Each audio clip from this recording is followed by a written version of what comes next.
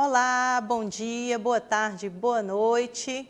Sejam bem-vindos ao módulo 4 do curso de flauta doce do Festival Internacional de Música Instrumental da Casa de Vovó Dedé.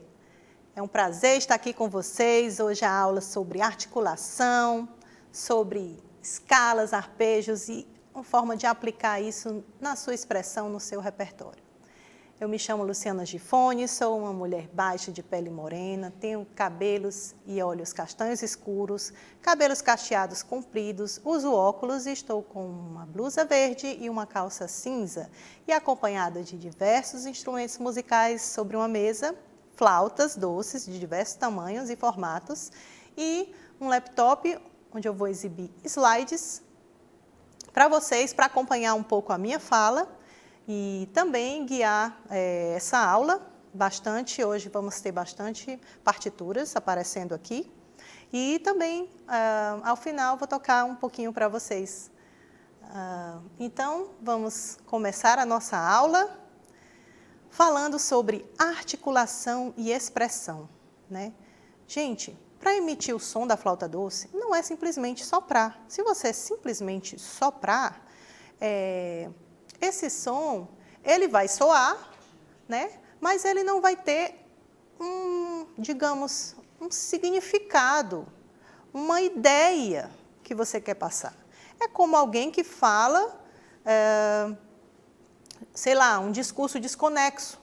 Ou alguém que, por exemplo, tem problema na fala e vai falar e... o que está faltando aqui? Está faltando aqui a presença da língua, né? A língua, junto com o sopro, é que faz a música soar na flauta doce, né? Ter toda uma expressão musical, do discurso musical que você quer. E com essa técnica de sopro, que serve também para outros instrumentos de sopro, né? Nós somos bem familiarizados com uma série de consoantes, que são utilizadas para emitir esse som, conversar com vocês, né, musicalmente. Na flauta doce, as mais usadas são o T, o D, o R, o G e o Q. Mas você pode usar muitos outros, como também turu, luru, né, e uma infinidade, né? Dependendo do repertório e do que você está querendo dizer, tá? Mas essas daí já estão boas para o início, você saber lidar com elas, né? Então, o objetivo de você ter uma boa articulação e compreender bem como funciona essa articulação, articular bem, digamos, as notas, é ter uma clareza maior no seu discurso, né, musical, no que você está tocando, convencendo as pessoas, né?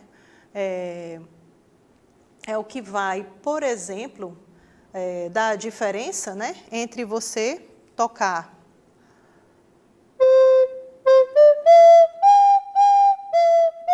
simplesmente soprando, né, uma melodia e articulando.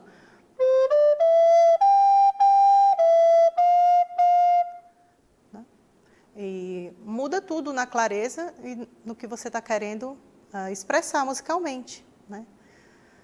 Isso tem a ver também com uma certa maturidade do som, né? Que a gente vai explorar em outro módulo. E as vogais, gente? As vogais vão aparecer? Elas vão aparecer sim.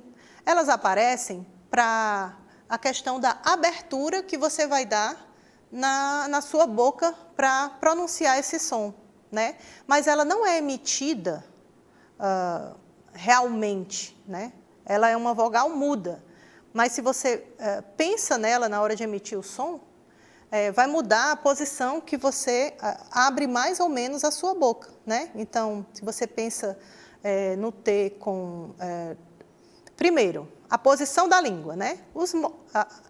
A sua língua deve ficar bem relaxada, com as laterais apoiadas nos seus molares superiores, de uma forma relaxada.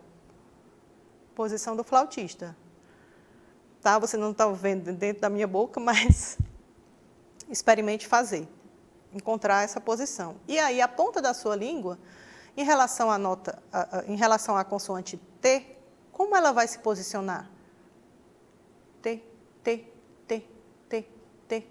Ela vai se posicionar perto dos seus dentes superiores, no palato, no céu da boca, assim, próximo aos dentes da frente.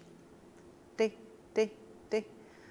Já o D é diferente, ó. D, D, D. A língua vai um pouquinho mais para trás. E como isso soa na flauta, né?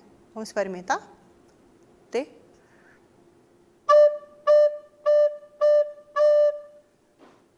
E o D.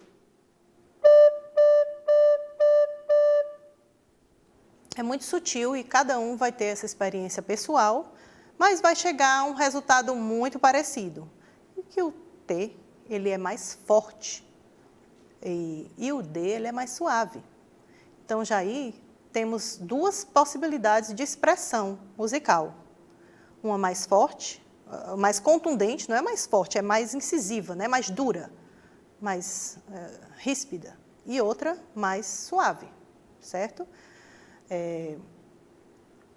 Os sons do R e do G e do K, eles servem como um apoio para você combinar com essas consoantes do T e do D, né? Como a gente vai ver aqui, que elas podem aparecer de uma forma simples ou única, repetida, ou de uma forma combinada ou dupla, né? Então, agora eu gostaria de falar um pouco, junto com a articulação, sobre a questão da expressão. Existem muitas maneiras de você pronunciar essa nota na flauta, tá? E eu vou tratar aqui apenas de algumas que são as mais comuns, ou já resolvem muita coisa, digamos assim, né? Primeira coisa que a gente pode fazer é simplesmente articular a primeira nota e manter esse som, simplesmente alterando a posição dos dedos. Isso vai gerar um som completamente ligado entre uma nota e outra, que é o que a gente chama de legato, né? No slide, eu mostro esse exemplo de como isso é anotado numa partitura, né? Esse símbolo de uma linha que liga o som das notas, né? Entre elas, tá? Então, aqui eu vou tocar a nota Ré e Mi, articular só o Ré e continuar soprando, mudando apenas o dedilhado.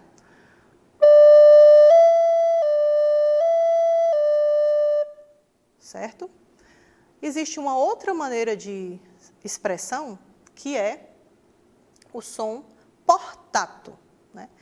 O som portato, eu posso ligar essa nota de uma a outra, e assim como diz aqui no slide, que eu retirei de um trabalho super bacana, de Janaína Lima Nóbrega, é um trabalho de Portugal, desenvolvimento técnico do aluno de flauta de bisel, né? Que o portato consiste em articular cada nota, separando-as e encurtando minimamente sua duração. A notação desta articulação aparece conforme mostra a figura seguinte, né? Então, a notação geralmente aparece com esse tracinho em cima, às vezes nem aparece, gente, esse tracinho aparece muito em partituras mais do começo do século XX, da metade, né, dos anos 60. Os livros mais recentes eu não tenho mais visto, não só esse nome portato, como também esse símbolo, tá? Mas a ideia dele é utilizadíssima, né? É uma das mais utilizadas, porque é como se fosse um legato, mas você articula minimamente entre uma nota e outra, geralmente pronunciando o D, que é mais suave. D. Vou fazer a mesma sequência de notas.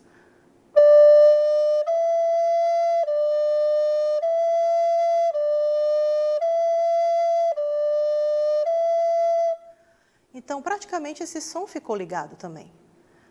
Mas ele tem uma quebra que é uma pronúncia muito discreta e que dá um efeito expressivo muito interessante, tá? Existe também outro tipo de articulação que é o non legato. Então, é exatamente você separar as notas uma de cada vez E geralmente quem está aprendendo a tocar começa assim, com o non legato, em articulação de T ou de D, né? Então, por exemplo,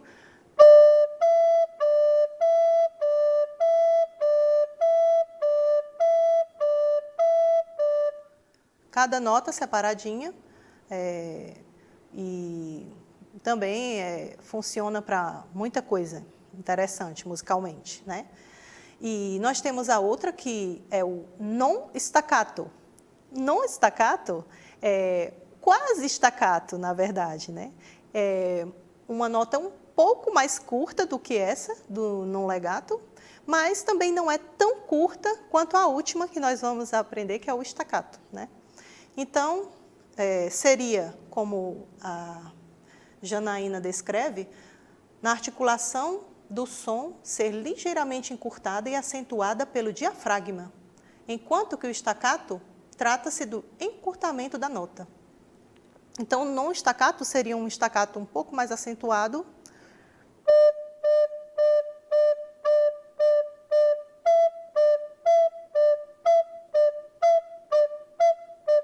né? E o staccato bem curtinho.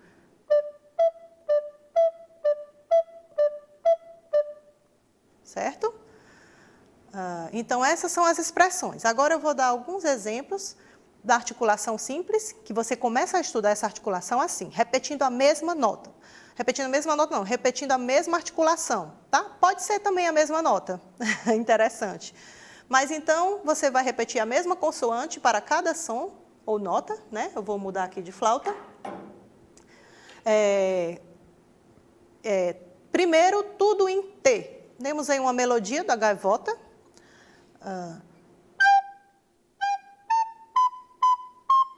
Aqui eu fiz bem staccato, né? Eu vou tentar fazer menos staccato.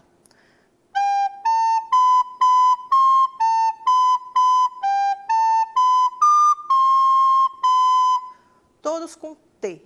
Agora com D.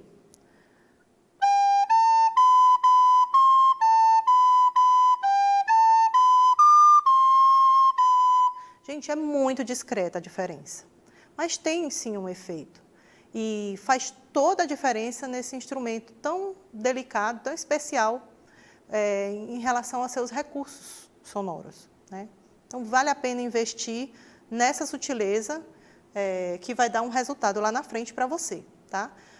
Uma outra maneira de estudar é exatamente através das escalas. Você não vai começar tocando uma escala toda, você pode juntar grupetos, né? E depois 5 notas, tá? Como nesse exemplo aí, nesse livro do Jean-Claude Veillant, ele é um método francês que tem tanto a parte do soprano quanto a do contralto. Vou fazer então com a parte do contralto. Por exemplo, ele começa fazendo legato, a diferença do legato, e aí você pode usar a mesma articulação. Vou fazer com T, aí no caso do Dó para o Ré, eu não vou articular, eu vou só mudar a posição, fazendo o legato total, e depois articulo de novo com T.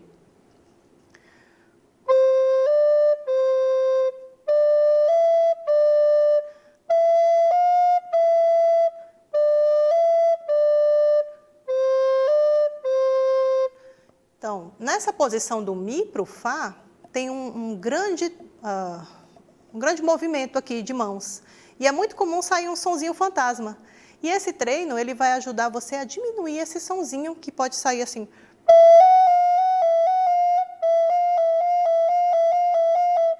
Né?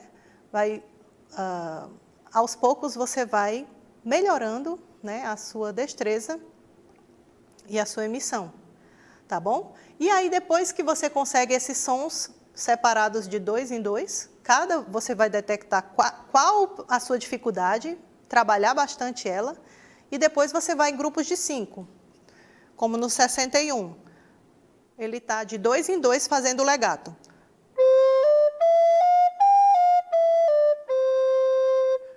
E agora, outra opção de 4 notas em 4 notas fazendo legato.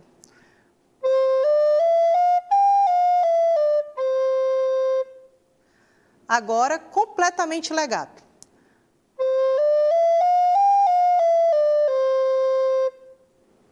E depois, 3 notas em legato, articula a outra, mais 3 notas em legato.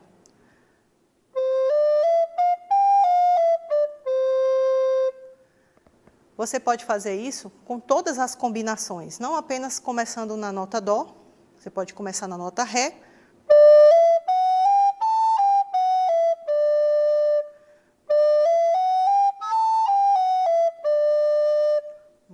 Lá falhou um pouquinho.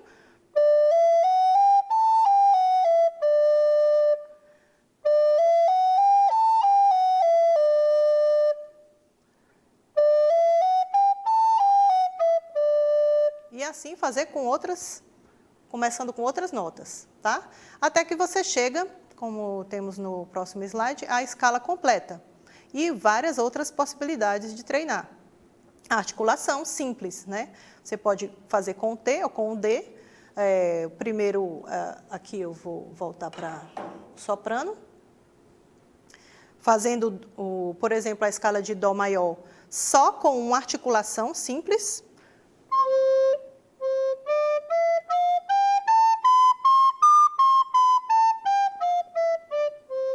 Eu acho ótima essa proposta de chegar até a nona, né, e voltar, até a nota Ré. Aí depois você treina essa mesma articulação simples, mas combinando legatos de 2 em 2.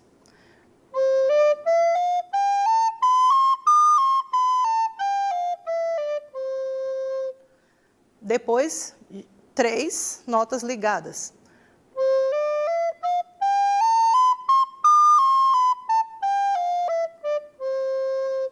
E aí você pode fazer com várias tonalidades, como ele sugere aí, fazer em Fá maior. E isso vale para várias tonalidades.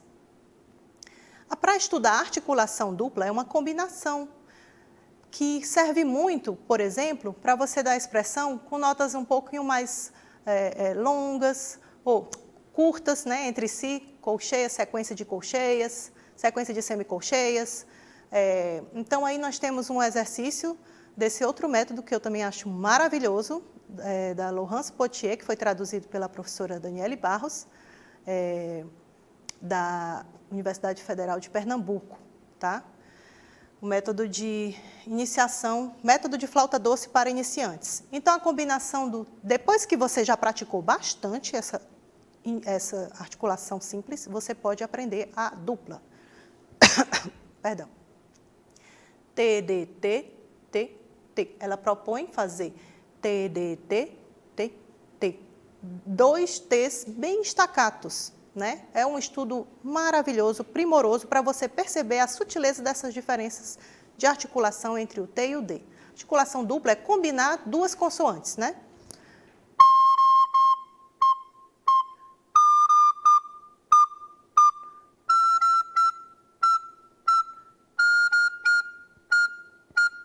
Certo? Isso você pode fazer com todas as notas, tá, gente? Até perceber uma igualdade, qual nota que está estourando, qual que você não consegue chegar, né? E repetir bastante. Depois, fazer como está propondo aí, juntando 2 sequências, né? Porque aqui só está juntando uma sequência, T, D, T, de articulação dupla. O exercício 13 traz 2 sequências.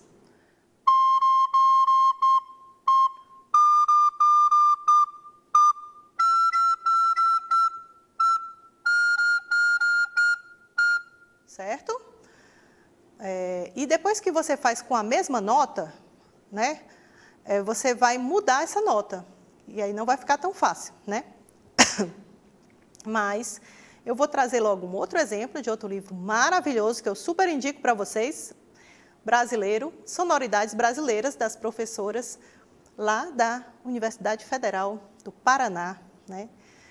E elas trazem esse exercício super legal para treinar essa articulação dupla, da combinação do T ou do D, com o Q ou o G. Então, primeiro, sugere que você fale. Tacatacatá, tacatacatá, tequetequetê, tequetequetê, tiquitiquiti, tiquitiquiti, tocotocotô, tocotocotô, tucutucutu, tucutucutu. E aí você vai vendo como a sua boca vai mudando de tamanho, né? Vai diminuindo aqui a abertura, e isso vai afetar, sim, a timbragem desse som, quando você for tocar, imaginando essa vogal, tá? E dagadagada, degedegede, digdigidi, dogodogodô, dugudugudu. Agora, o exercício é fazer com a flauta assim de lado, ó, como se ela fosse transversa, você vai fazer na janela da flauta.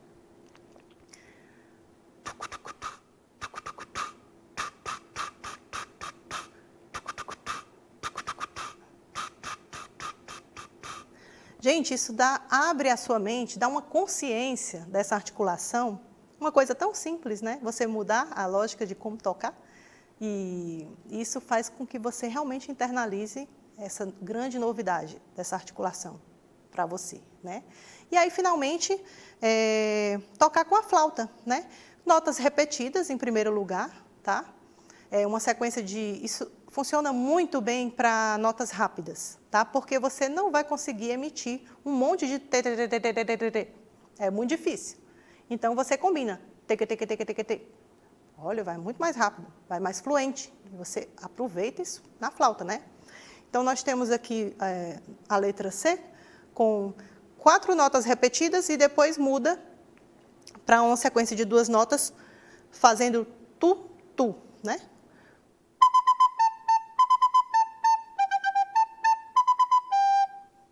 Legal, né?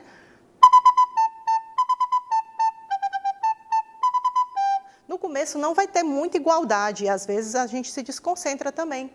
Isso que é o treino de fazer falando. Tê. Às vezes a gente parece um... Eu gosto de estudar isso, por exemplo, dentro do carro, né? Aí parece uma maluca assim, falando... Adoro estudar as articulações assim, dentro do carro, fazendo essa prática, né? E aí, depois que você consegue fazer só com uma nota, tem um desafio que é você mudar a nota, né? Porque não é fácil você combinar o seu dedo com essa articulação e a emissão do som ao mesmo tempo, tá bom?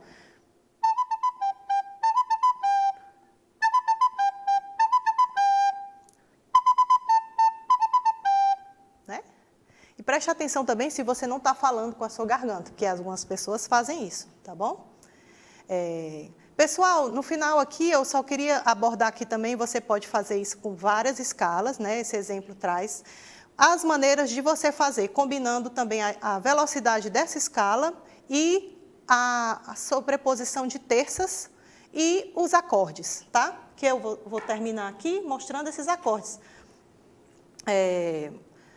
Nesse exemplo aqui, a parte final aí, do segundo sistema, né? O último exemplo entre os ritornelos, né? Que nós temos aí uma sequência de acordes em tercinas. Então, você faz a mesma coisa, o mesmo estudo. Primeiro, articulação simples.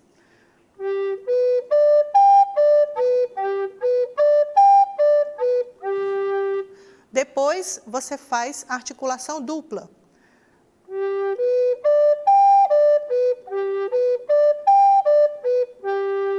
E vai fazendo todos, faz esse staccato. Certo? Isso com todos os arpejos. Arpejos eu chamei de acordes, né? Mas o arpejo, ele é um acorde em sequência, né? Então, o estudo de arpejos, ele também é muito útil, muito importante para a técnica do flautista, tá bom? Então, eu vou encerrar esse módulo. Eu queria agradecer muito a companhia de vocês.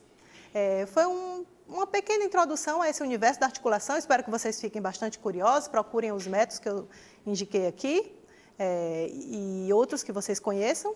E eu vou terminar, como sempre, tocando uma música que tem um significado bem afetivo para mim, de um grande amigo. E hoje eu vou trazer um chorinho para vocês, um pedacinho, choro chamado 23, do meu amigo Davi Calandrini.